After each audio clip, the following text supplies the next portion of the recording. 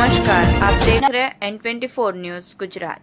सूरत शहर में negotiable instrument act के मामले में सजा काट रहा कैदी जो लाजपोर जेल से पैरोल पर बाहर आकर फरार हो गया था, उसे सूरत शहर क्राइम ब्रांच द्वारा गिरफ्तार किया गया। सूरत शहर विस्तार में किसी भी प्रकार की अनिच्छनीय घटना न हो, इस उद्देश्य से अलग अलग मामलों में सूरत की लाजपोर जेल से पैरोल फरलो तथा अंतरिम रजा पर बाहर आए और फरार हुए कैदियों को पकड़ने के लिए क्राइम ब्रांच की विभिन्न पुलिस टीमों द्वारा कार्यवाही की जा रही थी।